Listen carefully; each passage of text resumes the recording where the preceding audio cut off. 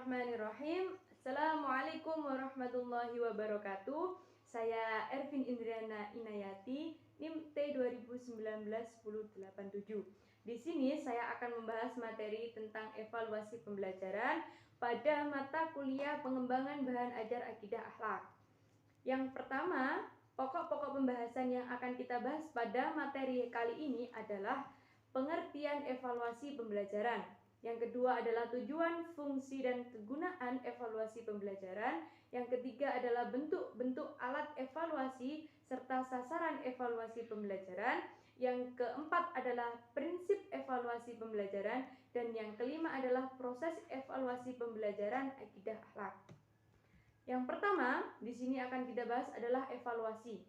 Evaluasi sendiri adalah suatu proses pengukuran atau observasi yang dilakukan pada suatu metode pembelajaran dengan menggunakan alat ukur secara objektif maupun subjektif. Jadi di sini evaluasi itu adalah suatu tindakan yang dilakukan terhadap suatu hal, baik itu menggambarkan, menilai, membandingkan suatu kegiatan dengan tujuan pendidikan yang telah dibuat yang nantinya akan menghasilkan suatu kesimpulan berupa angka atau nilai dari segala sesuatu yang berkaitan dengan dunia pendidikan. Dengan kata lain, proses ini menentukan nilai dari suatu pendidikan untuk mengetahui mutu dalam sebuah pendidikan tersendiri. Lalu ada beberapa istilah evaluasi. Yang pertama adalah tes. Tes di sini adalah sebuah ujian berupa soal maupun pertanyaan yang nantinya akan dijawab oleh peserta didik yang kemudian akan memperoleh nilai angka dari seseorang yang melakukan tes atau mengetes tersebut. Yang selanjutnya adalah measurement. Measurement adalah sebuah observasi ataupun langkah dalam bentuk memperoleh informasi dalam bentuk kuantitas, juga dapat diartikan sebagai pengukuran dengan menggunakan skor. Yang selanjutnya adalah evaluasi. Evaluasi adalah suatu proses penggambaran atau penyempurnaan informasi yang mencakup tes, juga measurement ataupun di luar itu. Yang selanjutnya adalah assessment. Ini berupa diagnosa yang diberikan terhadap sesuatu. Jadi kita mendiagnosa sesuatu berdasarkan sesuatu tersebut seperti apa, itu berdasarkan observasi yang telah kita laksanakan. Yang kedua adalah tujuan, fungsi, dan kegunaan evaluasi pembelajaran. Di sini tujuan evaluasi pembelajaran ada dua, yakni tujuan umum dan tujuan khusus.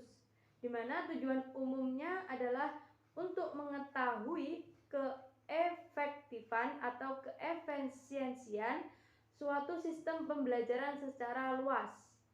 Jadi dengan evaluasi kita dapat tahu proses pembelajaran tersebut efektif atau tidak, efisien atau tidak.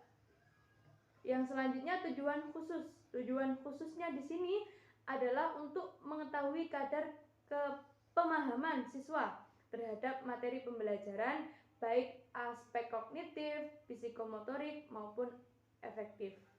Jadi evaluasi sendiri ini nantinya akan menjadi tolak ukur bagaimana siswa itu memahami materi, bagaimana siswa menangkap materi, bagaimana proses pembelajaran tersebut dapat tersampaikan terhadap siswa.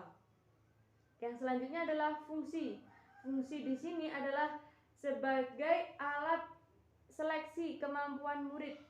Jadi evaluasi ini adalah menyeleksi murid-murid dengan berbagai kemampuan.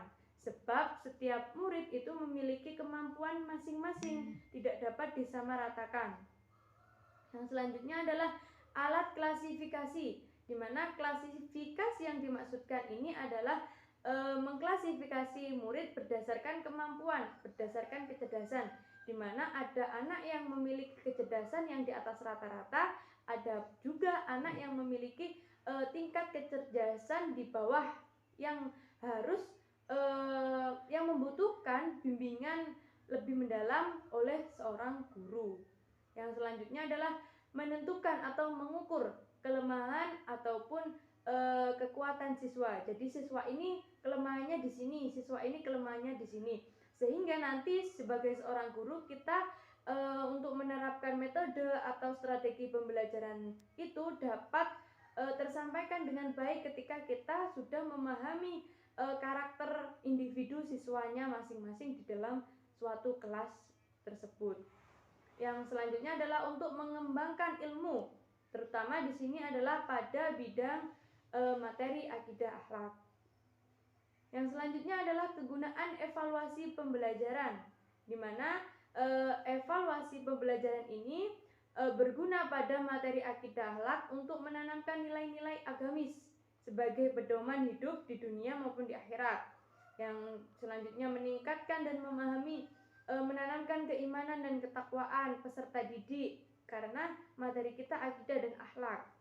Seperti itu. Yang selanjutnya adalah meningkatkan akhlak sehingga maksimal dalam lingkungan keluarga, lingkungan sekolah maupun lingkungan masyarakat. Karena akhlak dimanapun kita ilmu kita setinggi apapun, jika kita tidak imbangi dengan akhlak, maka semuanya ilmu yang akan kita miliki adalah percuma, sia-sia. Karena di atas ilmu itu ada akhlak. Yang selanjutnya adalah mengubah suatu akhlak atau kepribadian, di mana proses pembelajaran itu nantinya tujuannya adalah mengubah atau berproses dalam suatu pendidikan, dalam suatu kepribadian. Jadi di sini karena materinya akidah akhlak, di mana prosesnya hasilnya nantinya diharapkan seorang siswa atau seorang peserta didik mampu memiliki kepribadian, akhlak, dan moral yang baik. Baik itu bermanfaat, baik itu untuk diri sendiri maupun untuk orang lain dan lingkungan sekitar dan keluarganya.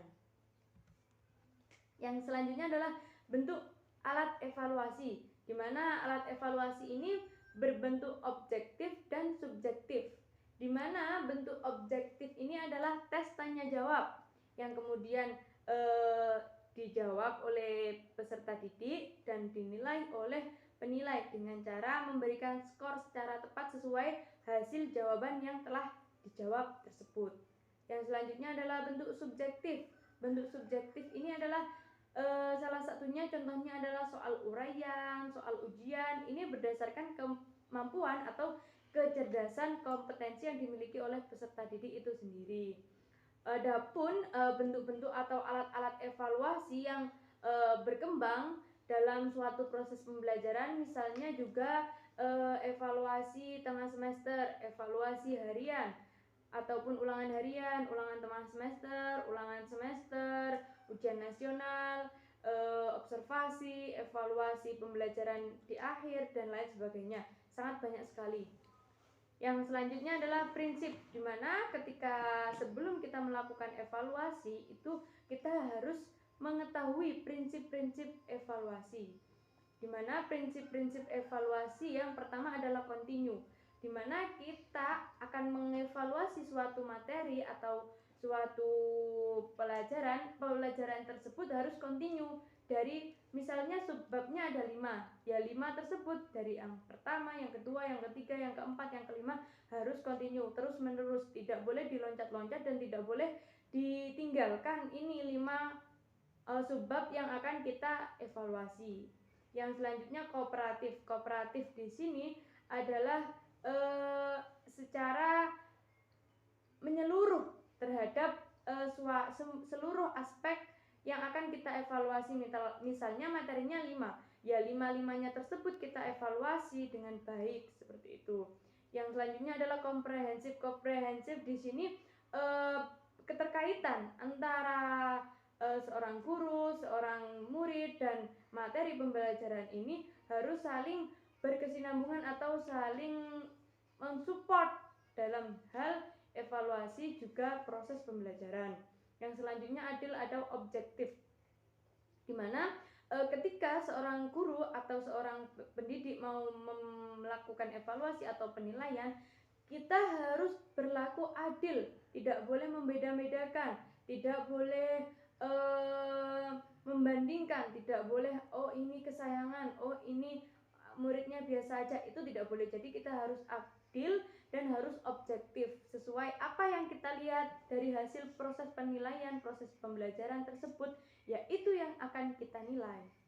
Yang selanjutnya adalah praktis, di mana praktis di sini adalah tidak ribet atau memudahkan. Jadi proses penilaian ini sangat memudahkan untuk siswa oh nilaiku seperti ini, oh nilaiku seperti ini, yang nantinya akan diinfokan terhadap orang tuanya jadi mudah gitu memahami oh anaknya itu mendapatkan nilai seperti ini, mendapatkan hasil seperti ini. Lalu di situ ada penjelasannya, misalnya kurangnya dari anak ini adalah misalnya dari sikap, ataupun misalnya dari materi ini kurang di kelas tidak mengerjakan soal dan lain sebagainya. Itu juga sebagian atau bagian dari evaluasi.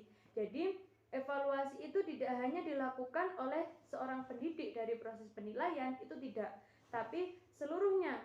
Jadi misalnya warga sekolah itu juga dapat melakukan evaluasi dari mana? Dari kita nantinya akan observasi sikap dari peserta didik itu sendiri. Nantinya akan kita tanyakan terhadap lingkungan di bermainnya di sekolah ataupun keluarganya ataupun yang lainnya. Jadi evaluasi itu menyeluruh terhadap seluruh komponen atau seluruh aspek-aspek yang mendukung terjadinya evaluasi atau proses penilaian itu sendiri.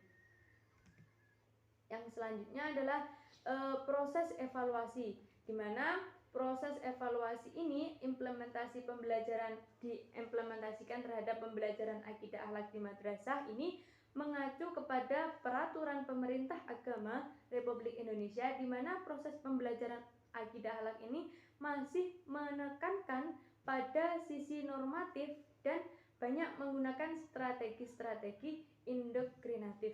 Di mana maksudnya di sini adalah sisi normatif, di mana pembelajaran akidah akhlak ini mengedepankan terhadap norma-norma atau etika-etika atau akhlak-akhlak, di mana kita bergaul, di mana kita hidup, di mana bagaimana kita bersikap seperti itu.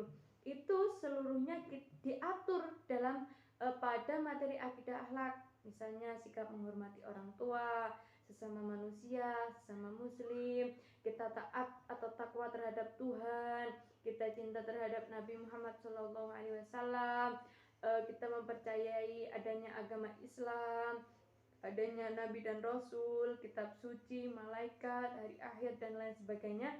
Itu diatur dalam materi akidah akhlak, yang dimana kondisi ini dapat mempengaruhi hasil keefektifan dalam mencapai tujuan pendidikan sesuai dengan strategi pengembangan yang telah disusun.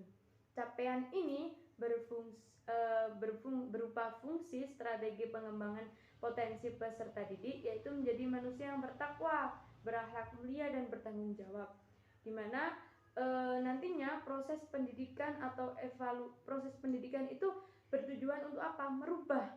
Berubah menjadi lebih baik, dari yang tidak tahu menjadi tahu terhadap suatu informasi, jadi yang biasa saja menjadi yang luar biasa. Itu adalah proses pendidikan, proses berubah, proses berkembang, yang dimana dalam materi akidah akhlak ini diharapkan peserta didik itu mampu menjadi manusia yang bertakwa, berakhlakul mulia.